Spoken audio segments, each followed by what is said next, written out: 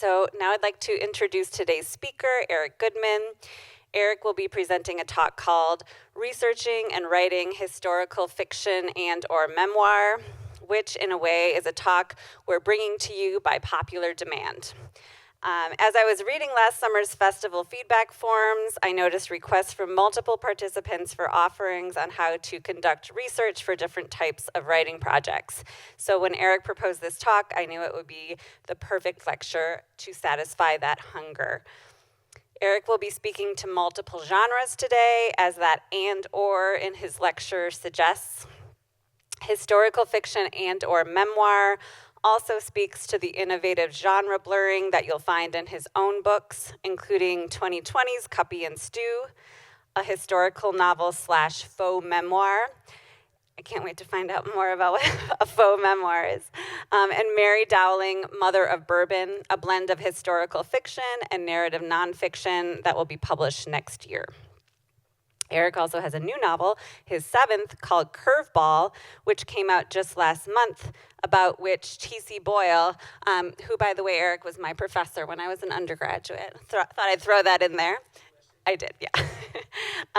T.C. Boyle writes, Curveball dwells in its details in the most fascinating way, and it reaches far beyond its baseball setting to become a first-rate intergenerational drama, as well as a delightful read. You can hear Eric read from Curveball tonight at 7 at Prairie Lights, where there will be copies available for purchase. And festival instructor Christine Hump will be reading as well. I think Christine is here somewhere. Yeah, there she is. Eric Goodman lives in Sonoma County and in Mecklenburg, New York, with his wife and grown-up COVID kittens. He was a longtime creative writing director at Miami University of Ohio, and he's taught at the Iowa Summer Writing Festival for many years.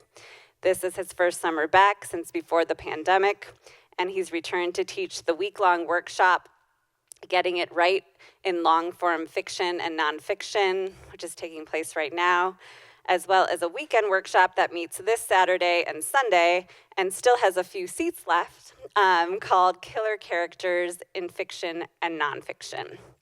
We're delighted to have him here today, offering a nuts and bolts craft talk on research and writing, using primary and secondary sources, technological tips, and bringing all of these strategies to bear on the heart of your writing project, that is, developing well-rounded and memorable characters. Please welcome Eric Goodman. I directed a reading series for many years, and the nightmares of technology and writers is like wakes me up in the middle of the night still. Everybody please turn off their cell phone. I used to say that, and then I left it on once. Okay, so I think I'll just begin, and we'll see where we get to. Okay, so in my first 5 books, all novels, I had to do all the work, invent the plot, the characters, and the setting, pop it out of my forehead like Zeus giving birth to Athena. Ouch, no wonder I had a headache often in those days. However, because I'd also worked as a journalist, I did do what I thought of at that point as site-specific, or what you might call in-person research. From my first novel, which was about a young man discovering he had family, a grandfather he'd never met in the Midwest, I spent a month in St. Louis, where I knew the book was going to be set because of various themes, working. And I visited an abandoned farm in western Kansas, as my character would do, looking for his long-lost grandfather. I'd never been, I think, to a farm, and I certainly hadn't been to western Kansas, so this was good. For my second novel, which the first time I saw Jenny Hall, which was about what if somebody like Phil Oakes, a political songwriter in the 60s, had a younger sister with a pop voice. I traveled with a couple of rock and roll bands, which was great fun because, again, my characters would have done that. Later, in what was the last novel that didn't involve real historical research, 12th in Race, it was about a mixed race couple trying to raise a child set against the backdrop of racial troubles in Cincinnati. I had lived there at that time, and so these were real racial troubles. And one of the pieces of advice in terms of doing historical writing, you'll notice that there's always a million books that are somehow involve the Nazis, a clear villain. And so if you can find, something to set your story against, with fictional characters against something that people know, they're, in some ways, just from a practical sense, they're more likely to pick that up. There's a reason why that's kind of like an evergreen topic. If you just even think about recent movies, there's always a movie, that somehow involves that. The illusion of fact, your created fact, your characters against real life events. But when I began working on what became my sixth book, Cuppy and Stew, which was pictured on the screen, but I'll hold it up because it had its own, there's a tragedy at the center of the book, and then there was a tragedy afterwards. It was scheduled to come out in May of 2020. I was supposed to read here in May of 2020, along with my dear, dear friend Christine. Neither of us read here in May of 2020, nor was there any live book event. There was online book events. My work methods changed quite a bit. Cuppy and Stew is narrated by a woman named Susan Morgan. I've been married to a woman named Susan Morgan for 42 years. Cuppy and Stew were her parents. In 1955, a 23-year-old named Jack Gilbert Graham put a bomb on Flight 629 from Denver to Seattle to kill his mother. Cuppy and Stew were on that plane. My wife was instantly orphaned because everybody on that plane died. It was such a big deal in 1955 that every person who died on that plane had their picture published in Life magazine. This picture of Cuppy and Stew appeared in Life magazine. I interviewed my Susan Morgan, who had survived her traumatic childhood by repressing much of what happened. While her older sister, 2 years older, tried to protect her kid sister and was undone by it. Birth order, plays in many ways, but particularly in that sort of situation. So, because of all the interviewing, and because I didn't have to repress it to survive what had happened, I've come to know more details of Susan Morgan's early life than she retains on any given day.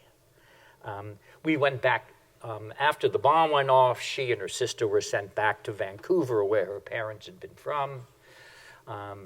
It was a kind of a Dickensian childhood, and after 18 months or so, they were taken out of their truly crazy grandmother's home and became wards of the province. So we went and looked at the foster homes that she'd been placed in, from the outside.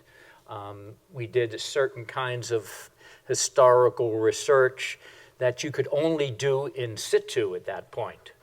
You could find out where her parents, had lived by looking up their name in books that were available there.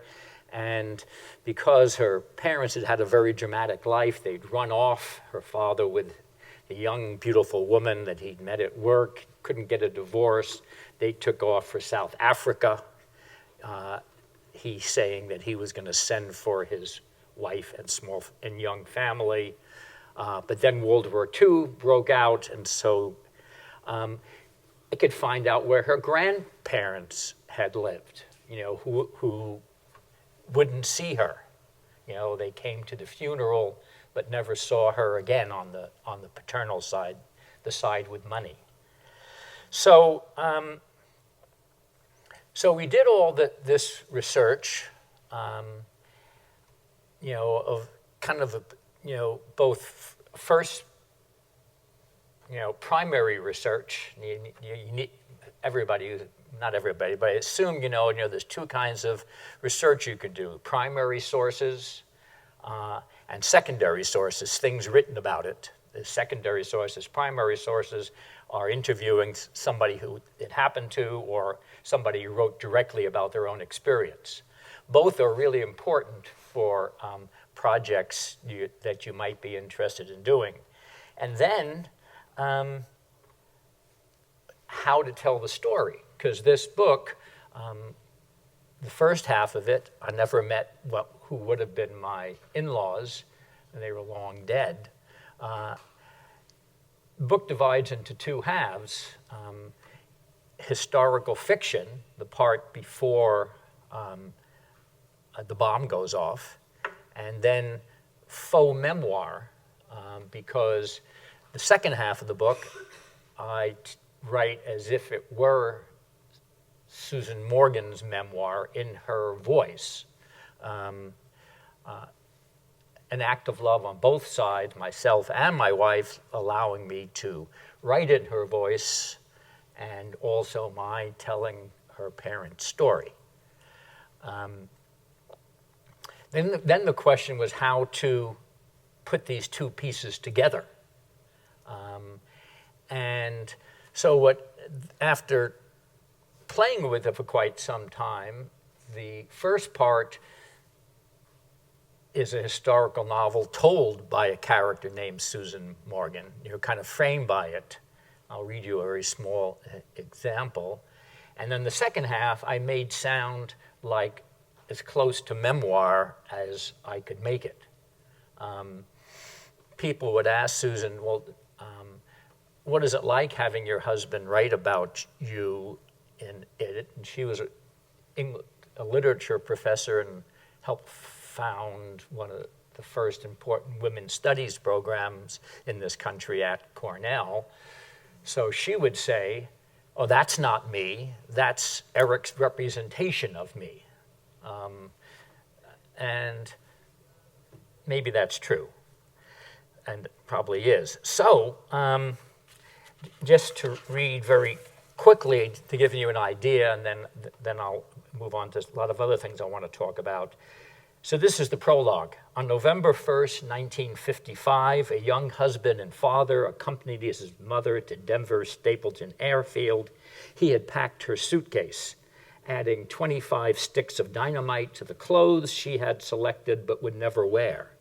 At Stapleton, the young man purchased flight insurance in his mother's name, Daisy King, then waved goodbye as she boarded United 629, a nonstop from Denver to Seattle.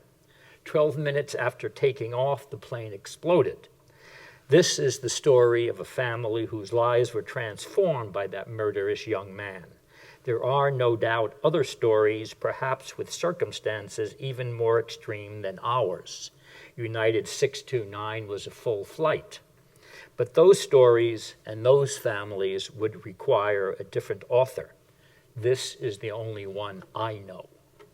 And we'll discover that the I is Susan. So we hear the parents' story. They're romantic, running away, and then on November 1st, 1955, the bomb goes off, and the second part of the book begins. Sherry and I knew nothing. It was 1955, and we knew nothing. We'd been living in Winnetka for 4 months. Daddy had been working at his new engineering firm for those same 4 months. On the night of November 1st, which I'd later learn was known as the Day of the Dead, and think, of course it is, Sherry and I were sleeping when the phone rang, or maybe a policeman came to our door, or maybe there were a series of phone calls, each one more upsetting than the last. I don't remember much from those early days, but I remember this. They woke up Granny, that stupid, ignorant cow with her twinkly blue eyes and snowy hair, and told her she'd lost her daughter. And Granny, whom the world called Annie, and whom we, especially Sherry, would refer to later as that crazy old bitch, had aroused her grandchildren, whom she'd always half feared, much as she feared her son-in-law, and say, "Your mum and dad's plane crashed, you're orphans now." So about 2 years into the research and partially the writing of this, and now I'm going to talk a little bit about primary sources, which are a really great thing to have if you're writing about your own family.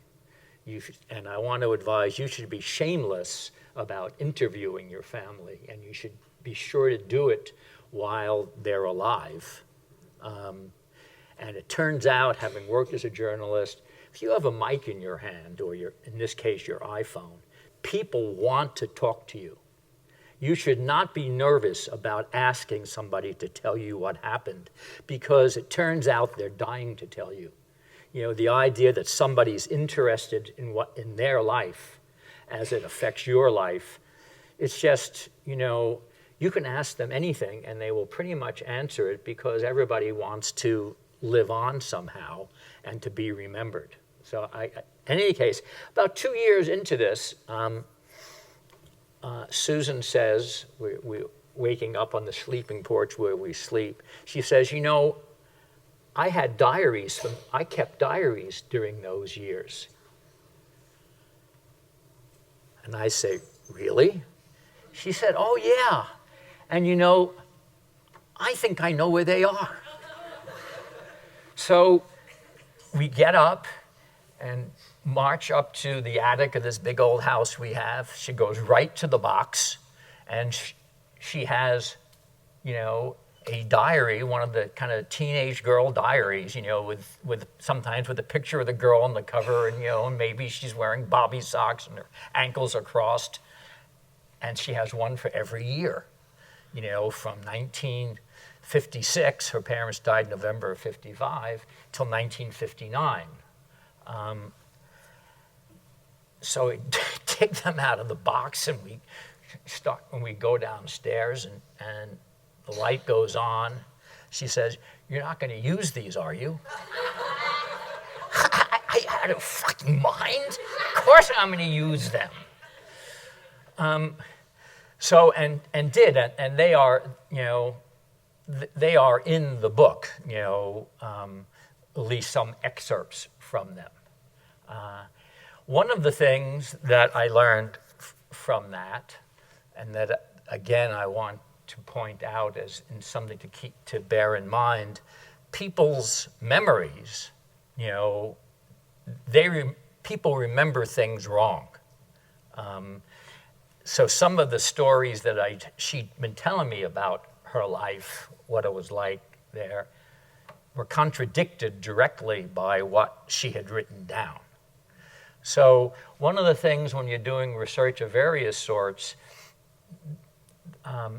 there's going to be contradictions, I think, pretty often. And part of your job in trying to construct a fictional or non-fictional narrative will be your choice. You have to decide, what the story is. And you have to, often reflect upon what the truth, but also perhaps what makes a better story. Now,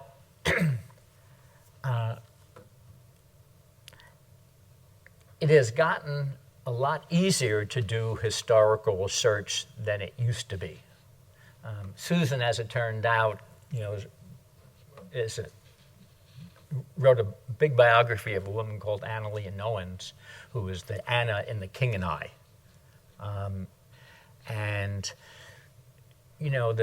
And Anna Leon Owens deliberately obfuscated her life because, as opposed to being the blonde upper-class woman that we know from the movie The King and I, if you know the movie, she was mixed race and lower class and had grown up in the slums of Pune, not an hour or two from Bombay. And so Susan got great at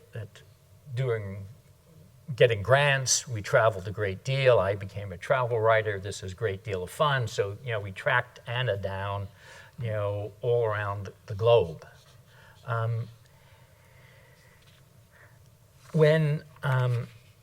However, now, how many of you know or have heard of newspapers.com?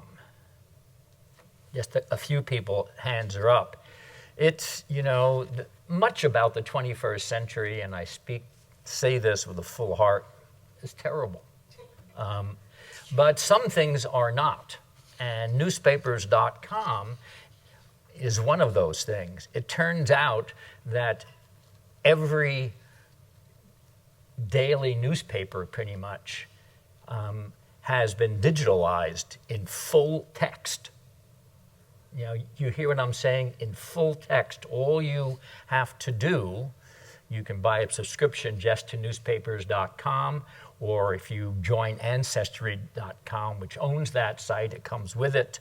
So for 6 months of research that you can't believe what's there, it's $43 a month, so a $250 research budget. You don't get to travel around the world, but all you have to do is type in who you're searching for, what year and where, press the button, and it's there. So 2 nights, they started the site in 2012. I didn't know about it when I was researching Cuppy and Stew. The name of the villain in Cuppy and Stew is Jack Gilbert Graham. When I would look through Google, Jack Gilbert Graham, there'd be a few things that would come up. When I typed Jack Gilbert Graham in 1955 and 56, thousands of things came up.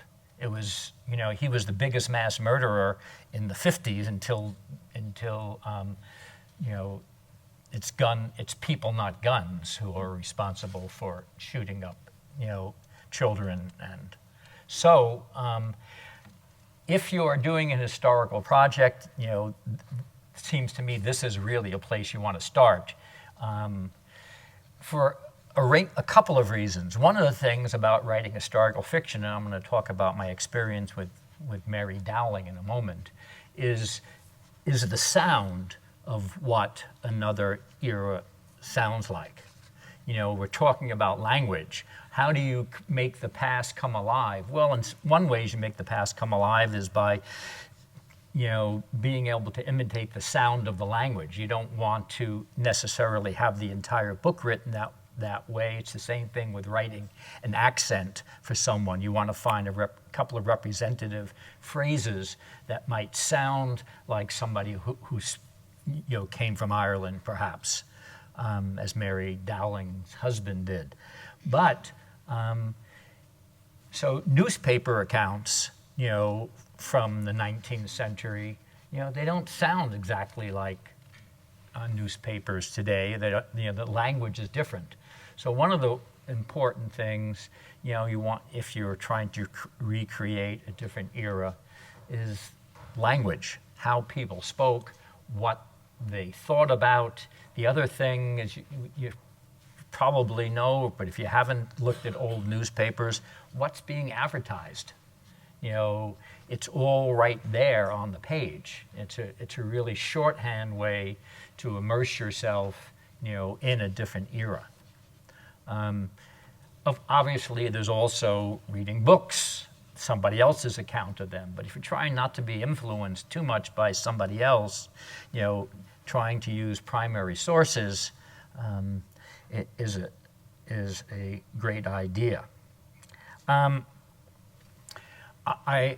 Trying to be useful rather than just rambling, there was also, just came out on Book Baby, a site that the self-publishing site, an article that came out on May 31st called "How to Add Research to Your Next Book Project." You all found your way to Iowa City. You can find your way to this article. It's useful. It advises a few things like keeping good track of your sources.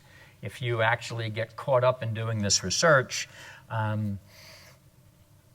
newspapers.com allows you to send the article to yourself. You can download it.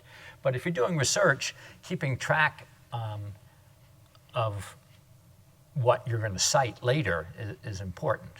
And so I would have a look at this article just as you're beginning your research project. It's valuable. Research is research. One tip that I would advise is you don't want to be dumping huge loads of research, into your text. One way to incorporate a lot of it is through point of view, is through your character, things your character might know. It's a way to slip it in and wedge it in without making it somebody feel as if you're proud of your research project.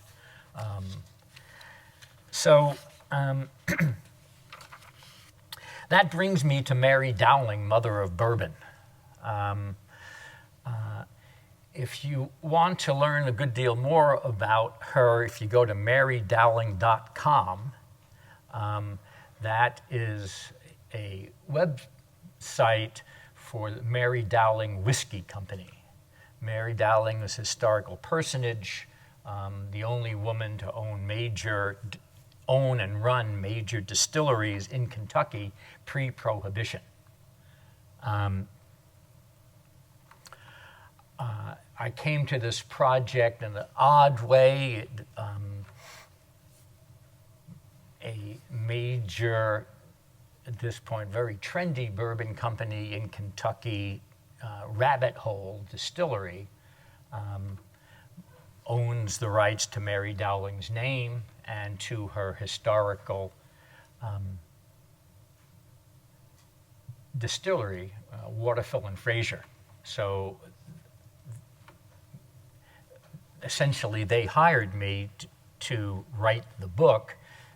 We have a publisher now, and it will be out a year from now. But they didn't know much about her. They knew of the big fact that she was a woman who owned distilleries. And then it turned out that almost everything online was wrong. That's another thing. You really cannot trust random online sources unless you've confirmed it. Just terribly wrong, But the quick beats of her story was that, and this book is really about, anti-Catholic and anti-immigrant prejudice in the late 19th century and early 20th century. Mary was the eldest of 10 in an Irish Catholic family. She was born in 1859. Her husband, who is 17 years older than she was 15 when they married. He was 33. I know that's 18, but the way the years work out, trust me. And then neither of them had much formal education. Lawrenceburg, Kentucky is where their distillery was. She had 8 kids. They knocked them out in a very business-like way. They ran their family like they ran their business. They're incredibly organized, and they owned several distilleries. And then they became the only rich Catholic family in town on Bourbon Row. And then John dies in 1903, and Mary has 8 kids and 3 distilleries to run. And they've been running it together because she was just, kind of a powerhouse and very organized. And she expands the businesses. Prohibition comes in 1918. the act is passed, it goes into full effect in 20, and meanwhile, her youngest son, in the fulfillment of the American dream, she sends to Exeter and Harvard. Neither she nor John went past third grade. And in 1923, he's home from Harvard. There's a bootlegging bust. He's probably been selling a little bit of bourbon out of the back door, even though they're probably the richest family in town. And then there's a 4 or 5 year trial in which she's pushing back because people are making fortunes, bootlegging. We all, maybe you've seen Boardwalk Empire during this period or know the history of prohibition in the States. So she's pushing back, the thousands of bottles of bourbon that are confiscated from her disappear in a mysterious fire in a government warehouse. The family swears that they were sold by the revenue officers and the fire was set. And Mary, her pictures show the "don't mess with me" look in her eyes, moves her distillery after the trial, which they lose. Two of her sons go to prison, to Juarez, Mexico, and which was a wild town in the 20s, right across the border from El Paso, and 7 miles from the second largest, Fort Bliss, the second largest base, U.S. Army base. So in researching this, and I want to talk about the way a project of this sort can come together, it turns out that there are 2 families, direct descendants of Mary Dowling, who are still alive. One of them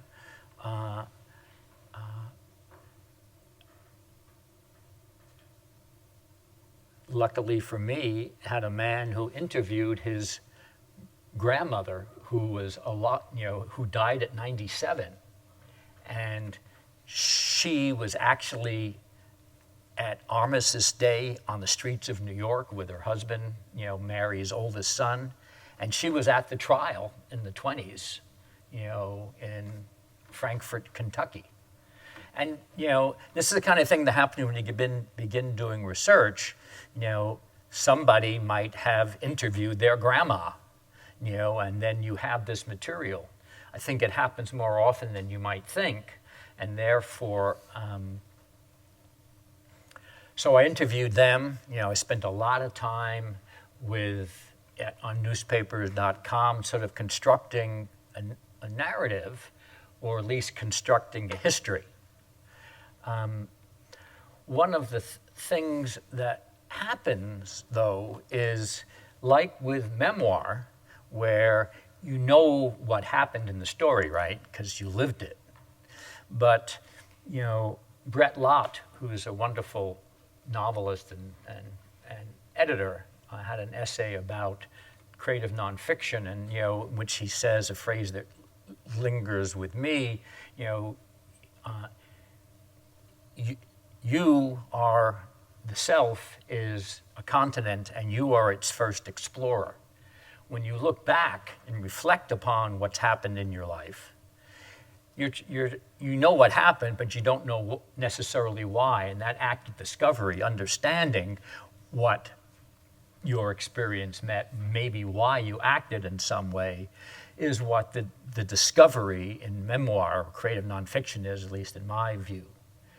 It's the same thing in writing historical fiction. Once you've done your research, you have accumulated a lot of facts, but you don't necessarily know why these people did what they did. And that is your job as a writer, as an interpreter of the past, to make a coherent narrative sense and coherent, character-driven sense of these facts that you have unearthed. So I'm not going to read you anything. thing that I'm about to talk about now, because we're almost out of time. But pretty late in the day, and the manuscript is now with my editor. I was doing a last draft, and one of the things you can now access easily are census reports for every place, every 10 years. It's astonishing, and again, you can just do this very easily at your desk. So in looking up the Dowlings in 1880, in 1886 they built the biggest mansion in town. 1880 they were on their way up to that, and I'd looked up their household, and it had the young children that I knew, and it had the names of the servants. In this case, because it's Kentucky, the African American servants who are working in their house. Now I know from my source, the grandson of the woman who lived to 97, that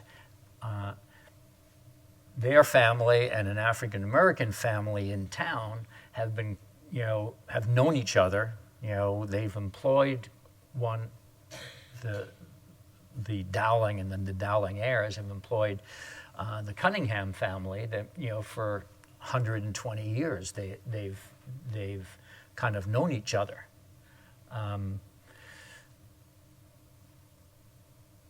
And there in the historical record was the name of the 14-year-old African-American woman who was the nurse, Ida. Mary Dowling's last-born daughter was named Ida a few years later. Every other name in the Dowling 8 or 9, counting the son who died, were family names. They had names in Ireland, or sibling names. And so I had two facts out of which I created fiction. I knew that these families are close to this day. I've interviewed Rose Cunningham talking about her family, and the Dowling family. And I knew about Ida. So what I did with that, I created an event, totally fictional, which is why it's fiction, not biography, that Ida, as a 16-year-old, had saved the life of one of the other Dowling small children who was running as a 2-year-old might. I have a 2-year-old grandson, without looking where he's going and heading into the open fire pit. So is that true? I don't know. It's a good story in the way that writing historical fiction is, but it is based in fact. I also, because Mary Dowling, and I stayed in the hotel, the classic hotel in El Paso when I was doing research, that Mary stayed in. I know from visiting a bar in Juarez that was there from the 20s that Al Capone used to buy a bunch of the whiskey that ended up, in the speakeasies in Chicago in Juarez, and it was easy to send it across. So who could resist writing a scene that involved Mary Dowling and Al Capone? Not me. Thank you.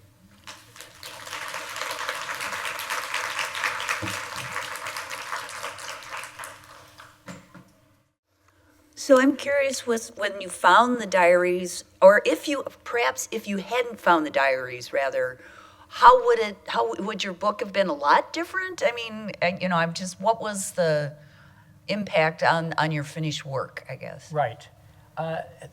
Good question. The impact on it was that I think having the sound of the 13-year-old, her actual language in the text, I think added a good deal to it, verisimilitude. Clearly I was not going to imitate, her diary, write her diary for her, but having it there, I think, and again, and then the adult Susan Morgan, looking back, could comment on her diary. Like, I know it's sappy, but I was 12 and I just lost my parents. I was wondering, in writing historical fiction and or memoir, I think there's always the danger of going down rabbit holes as you start to do research and you find really fascinating stuff. And how do you draw the line between, I need to get some of this into this memoir or into this historical fiction, but I need to draw the line because otherwise everything's going to go off the rails? Right. Well, I think that, there's the expression, God invented deadlines so work would get done. And so I think you allow yourself what seems like a reasonable amount of time, and then you need to start writing. And if you're, and it's also, I was thinking about this when I looked and saw all of this material on Jack Graham, that if I'd had these thousands of articles about him in front of me, it would have been a very different book, because I think that I would have been tempted to use them. And finally, the book was not about Jack Graham. And so it's deciding really what it is you're writing about, as opposed to what you could be writing about. And I think that's a really good thing, that, so that would be my answer. Have you ever used footnotes as a way to vent some of that such good material that I can't bear to leave it? The answer would be no. I would say that that's something my wife did in all of her scholarly books. And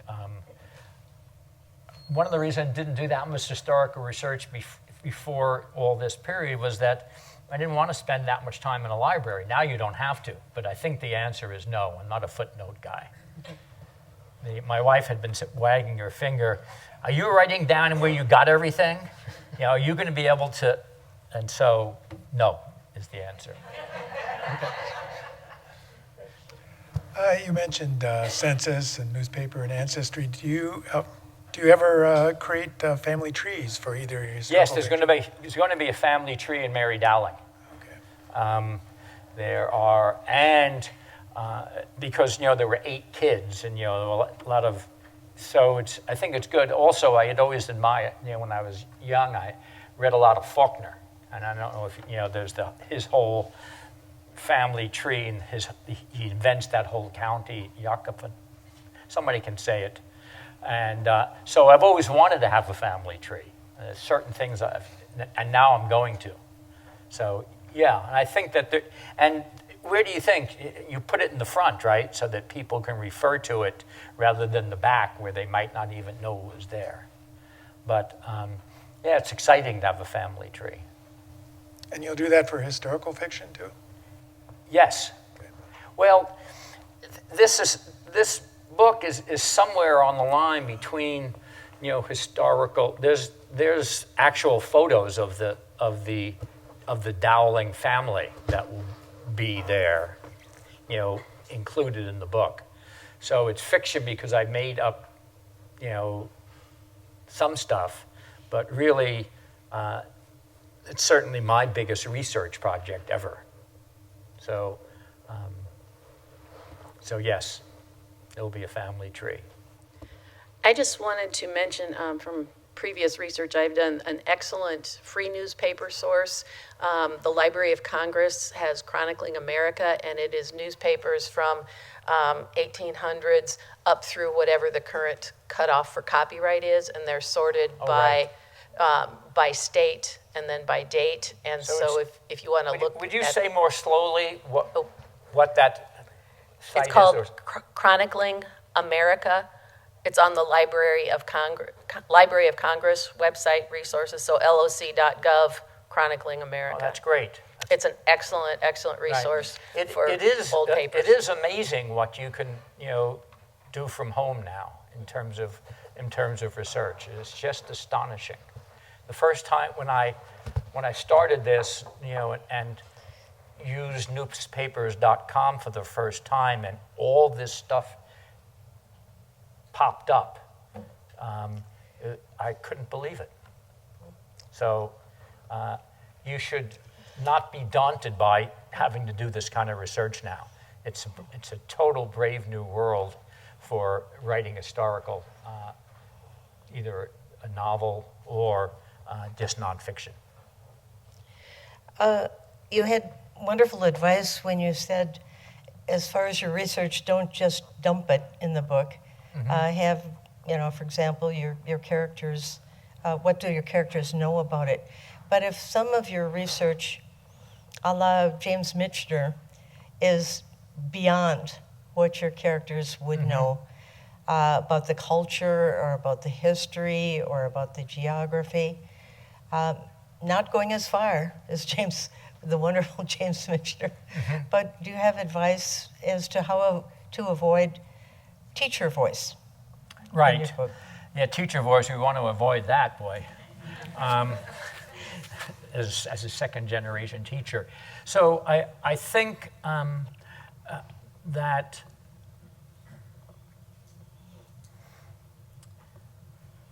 for me, being able to just provide those sorts of details in the description of where it is in the scenes of narrative.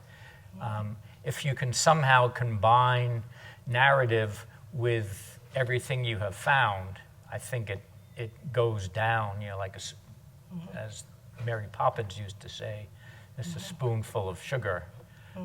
And that's, for me, always narrative. A bit here, a bit there? Yeah.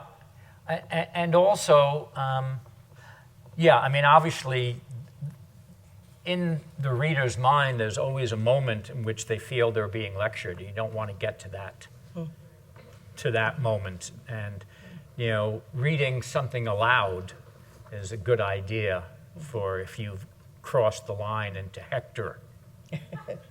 Okay, thank you. I'm really struck by Susan Morgan's quote when he said, when somebody recognized her as the I in the memoir, and she responded, it was not me, it is his representation of me. And I'd imagine you, by impersonating Susan Morgan in the memoir, you created a self that's not hers. Right. But which all novelists do. But in this case, you actually have a wife standing in front of you who really has a self that she identifies with. So I'm wondering where you're putting that fictional self at this moment after creating this novel. Like, what are you going to do with that self in the book? Well, there's some things I can't talk about in public space, but I cook for her a lot. She bakes, I cook. As it happens, she was having bilateral carpal tunnel surgery today. My son flew in to be there with her. So I think that, I would like to think that I did a pretty good job of there not being that much distance between the two. But I think it's fair to say also that when anybody writes a memoir, it's a representation of who they are rather than that person. Because what you choose to leave out, what you choose to include, shapes that representation on the page. So that would be my answer. Thank you. All right, it is noon, so that is a great place to end. Thank you so much, Eric. Thank you. That's beautiful.